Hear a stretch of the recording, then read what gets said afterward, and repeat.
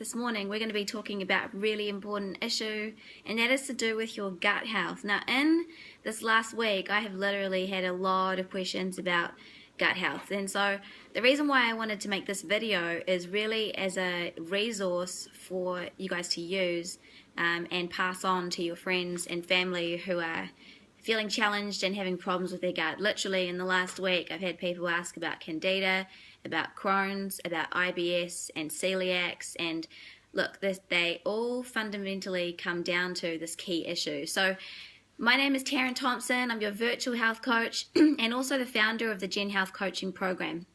And my key message for you this morning is that it really starts with your digestive system. So if you have some goals and they are to do with getting healthy, if you want to lose some weight, then you need to have your digestive system in good working order. A huge part of losing weight is about getting healthy, getting your body to a place where it is able to function well, where you are able to produce the right hormones necessary for that to happen. And if your body is under any stress, and if a huge part of that stress is coming from your gut, then you will find it a challenge. Not only a challenge, but you will literally feel like you are pushing crap uphill when you are trying to achieve any of that and you're having problems with your gut. Now, if you know that you have an existing condition like irritable bowel syndrome or Crohn's or celiacs, even if you have known that you've had these for a while, then you're going to get a lot out of this video. If you don't know whether you have these conditions or not, but if you suspect, maybe if they're undiagnosed, but perhaps you are experiencing a lot of the symptoms and the symptoms are not yet acute enough for them to become diagnosed. That doesn't mean that you don't have any problems. You just really need to keep an eye on those symptoms and then know what to do to improve them right away. So some of those symptoms are if you have problems with gas, okay, gas and bloating. If you get a lot of bloating and discomfort, if you have smelly farts, okay, then that is a symptom that there's problems starting to manifest there. If you have problems with your with digesting food, and if you're finding that the energy that you desire is left much to be desired, okay, so if your energy is really poor and you feel quite lethargic and you find it a real struggle to wake up in the morning, really get on top of your sleep, and then it just gets worse and worse, towards the end of the day you might find that you are you're getting quite tired, and then at the very evening, maybe then is where you actually start to get your second wind. So look, if you're experiencing any of these, all of the symptoms, or maybe if you're just even experiencing some of those symptoms, you want to keep an eye out for what to do, because if you notice that you are getting an improvement with any of the recommendations I'm going to make for you today, then you know that you had the beginnings of some digestive issues. So what I want to do is I want to actually explain to you very simply how the digestive system works, so that you actually get an understanding of what's going on with your intestines, all right? Digestion starts in the mouth, okay? So at the very, very beginning, you chew. And, you know, often because we eat on the run and we don't stop to actually have a meal sitting down during the day, we tend to chew quite quickly. So we've heard that we should take longer to chew our food. As food travels past your mouth and down into your stomach acids should be acidic enough to break down your food into smaller parts than what you've been able to chew. Okay, so your stomach acids should be acidic enough so you can break them down into smaller parts again. Now, most of your carbohydrates are not going to take very long to break down at all, because carbohydrates are so easily digestible. Okay, so most of your carbs are going to escape out of the sugar portion of your carbs are going to escape out of the stomach into your bloodstream. We want to minimize that in order to lose weight. Your gallbladder, which is situated on the side of your stomach, just underneath the liver, is going to squirt a little bile. Okay, now bile is like dishwashing liquid is to grease. Okay, so when you're washing the dishes, if you're washing carbohydrates off your plate, you don't need any dishwashing liquid. But if you're washing fats or proteins off the plate, you need dishwashing liquid to scrub it clean. So bile does the same. It helps to break down the fat and the protein portion, most especially the fats, okay, and of your meal that has been consumed. Now that is going to break those parts down into their even smaller components. All right, now once that portion of the job of digestion has been done, then your food is going to travel out of your stomach and in through to the small intestines. Okay, now most of the time, we think, all right, job is done. But actually, you probably don't even think that at all. You probably don't think at all about what happens with your digestion. But when it gets to the intestines, digestion is not completed. Okay, it's not actually fully been broken down yet into small enough micro portion sizes for you actually to be able to absorb the vitamins and mineral components of your food. Okay, so if you've heard of bacteria, right, that a lot of bacteria, like so much bacteria, millions and millions of bacteria live in your intestines, in the small intestines. If you've heard of that before, then it's these guys that do the next part of the job. It's the bacteria that'll break down your food into its smallest components, okay, into its micronutrient form. Now, when your bacteria is breaking down those components, I want you to understand that the bacteria are living organisms, okay, and they break down your food, but they do not eat it, okay, so they break it down, but they do not eat your food. Okay, what's happening there is once the food has been broken down into its smallest portion, then you will be able to uptake those nutrients, and that's why almost like over 90% of your immunity is actually in your gut. So actually, if one of the symptoms that you are experiencing is that you always get sick, all right, then you know that it's your gut that is compromised. All right, your immunity happens in your gut, starts in the gut, because this is where your nutrients are being able to be absorbed from. So a lot of the causes of those symptoms are due to you not being able to fully absorb all of those nutrients. Okay, so let's get back to this bacteria. I want you to imagine that it's called the microbiome. Okay, I want you to imagine that your gut is a garden of bacteria. Okay, and your gut is the garden, and the bacteria are the plants. All right, now your garden must have a good ratio of plants to weeds. Now in a garden you always have plants and weeds. You don't have one without the other. And so you've got to make sure that the ratio of plants to weeds are 5-to-1. Now if there is more plants than weeds in a 5-to-1 ratio, that's good. Right, you will actually be able to have enough bacteria to break down the food that you are consuming and therefore be able to uptake those nutrients. Now, I want you to imagine that lining your gut, you've got these little villi, okay, and they kind of look like little fingers. Now, these villi line the total circumference area of your intestines, and these guys are responsible for the actual uptaking of the nutrients. So if we're going to go back to the garden analogy, I want you to imagine that in your garden, you've got grass, okay, and the grass is what protects the soil. Now, the grass is the villi, and the soil is the lining of your intestinal wall. Okay. Now, in a lot of people's gardens, all right, the bacteria ratio is out. They have a low plant to weed ratio, and because of this, it has allowed the grass to become damaged.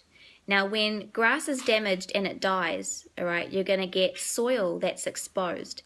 And when soil is exposed, it means that any food that is passing through the garden, your intestines, is going to cause damage, and it's going to cause damage and inflammation to the soil. So imagine tiny little feet. Imagine a whole bunch of kids coming and running along through the garden, and their little feet are damaging the actual soil because there's no grass there to protect it. That's what happens when food is passing through. It causes a lot of inflammation and can cause a lot of pain. In fact, If over a long enough period this is happening, there will become more and more soil exposed, and if inflammation is to continue, then that can cause a hole, okay, or an internal graze.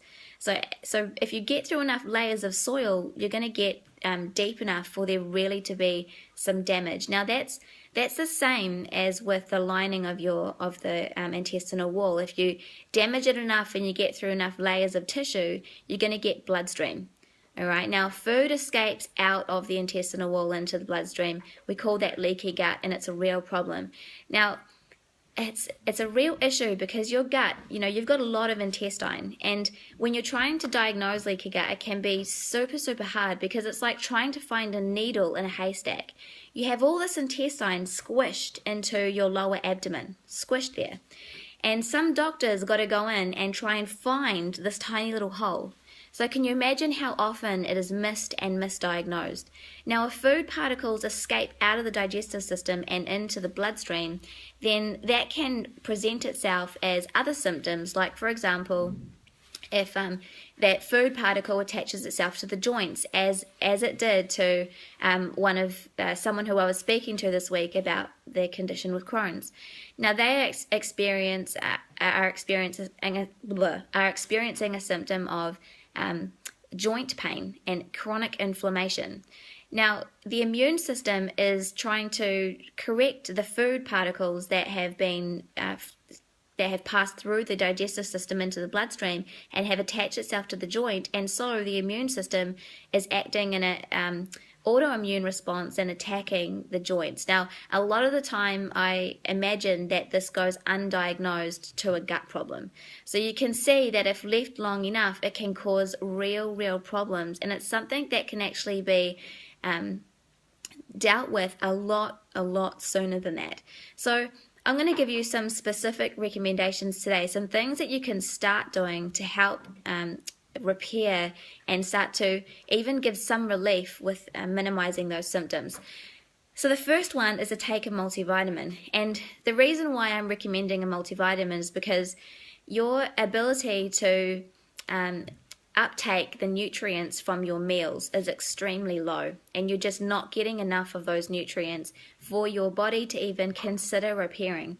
Nutrients and micronutrients like vitamins and minerals are the information and ingredient that your body needs in order to start to repair, but because your whole area of where that nutrient absorption is happening is the part that is being compromised, then you're not going to be able to, your body will not even be able to start considering repairing. So you need to increase the amount of nutrients that your body has to work with, and you're going to do that by taking a multivitamin. Now, I recommend a specific multivitamin. It's very specific. It's even more than, it's practitioner grade for sure, but there are a lot of other criteria that the multivitamin has to meet for it to be recommended by me. So if you want to know that, you need to reach out to me through my website. I'll tell you how at the end. The second is you need to take a probiotic. Now, probiotics are the bacteria. Okay, when you take probiotics, you are planting in your garden. All right, now the ratio is out. For some people, that the ideal 5-to-1 ratio is woefully short. You may be at a 2-to-1 ratio of plants to weeds. You may be even less than that. Maybe your bad bacteria, the weeds, have actually just completely overgrown. Now, the temptation when you go and see a doctor because of the amount of pain you're in is to have them use medication to deal with that. And if they use an antibiotic, it's going to wipe out the whole garden, plants and weeds. And although this is a short-term solution, the long-term problem is an extreme problem because it creates the perfect growing ground for those weeds to come back with a vengeance. Okay, so it's important that you realize that antibiotics are a short-term solution. Steroids also a short-term solution. Now, I know that if you are in a lot of pain, steroids do help with taking the edge off just to help you get by. But if you make the decision to start addressing it naturally, this is the only way that'll actually lead to a life, all right, a recovery.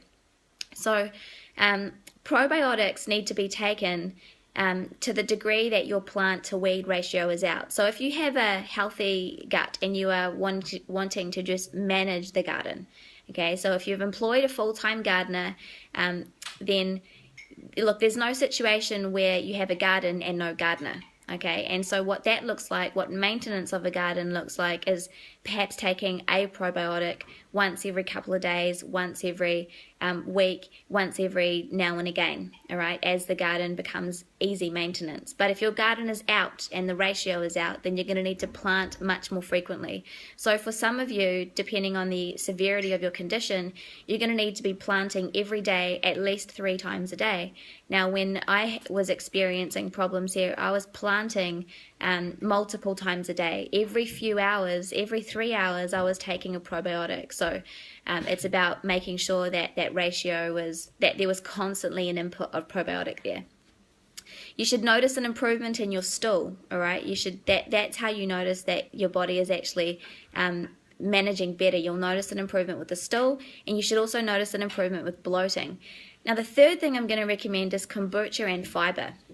Now, these are prebiotics. So you've got your probiotics, which are the bacteria, and your prebiotics, these are what are going to feed the bacteria. So these are actually what your bacteria eat. Now, I mentioned that the bacteria break down your food, but they do not eat it, okay? It's the prebiotics that they eat. So they eat fiber, and kombucha is a type of prebiotic which acts like fertilizer to your garden, okay? So this is likely where your problem started from, okay? Not enough fiber in your diet. The average person gets 8 to 10 grams of fiber. You need 35 grams minimum, okay, of fiber. Otherwise, you starve your bacteria and they die because they have nothing to eat. Therefore, they cannot complete the job of digestion with you. Therefore, you, over time, will have less and less and less ability to uptake your nutrients because you don't have enough bacteria to finish off the job of digestion. And that can have simply started with not getting enough fiber. So I'm going to recommend kombucha and a fiber supplement. I recommend a very specific fiber supplement. You need to reach out to me if you want that. Kombucha you can get from a store. It comes in a kit that you can actually make and brew your own kombucha, which is what I recommend. It's on Dominion Road if you live in Auckland. If you live in New Zealand, Dominion Road, and it's called Common Sense Organics, and you can actually order the SCOBY making kit online. I'm going to recommend you do that. Go for that approach rather than buying the bottled kombucha that has been made for consumption straight away. Okay, so out of a refrigerator where it's flavored. Do not use that kombucha. Fine if you already have a good gut and you're using that kind of kombucha for maintenance, but if you have problems with your gut, you need raw kombucha. And so you're going to need to make it yourself. And so I'm going to recommend you get it from Dominion Road, Common Sense Organics, and the fiber supplement you're going to need to get from me because it's very specific. Okay, the fourth thing is managing your carbohydrates. Now this is the last thing I'm going to recommend with, and it's to do with your diet. And there are many things that I can recommend that you do with your diet to improve the situation here, but you know, it's all very well me giving you recommendations with your diet, but it really comes down to your habits as to how well you're going to be able to adhere to the recommendations I give you. Okay, it's going to fundamentally come down to your habits as to how well you can follow through on these. So I'm going to give you the one thing that I want you to manage with your diet that is going to give you the biggest bang for your buck. Okay, it's going to reduce the most inflammation. If you can just focus on habits in this area, it'll significantly help you, and you should notice the symptoms straight away start to at least take the edge off. Okay, now that is managing your carbohydrates. Now, you're going to need to remove wheat from your diet. Okay, it's so important that you remove wheat because the protein in wheat, it causes inflammation to the lining of the wall of your intestines. So the solution then is not to have carbohydrates that are gluten-free. Okay, that's not the solution because then you have a problem with sugar. Now, we're not directly looking at sugar itself. What we're looking at is the portion size of carbohydrate, because if you have too great a portion size of carbohydrate, it's going to convert to sugar in your bloodstream, in the stomach. It's going to escape out of the wall, and that's going to raise inflammatory hormones, which is going to cause inflammation to the to your intestines.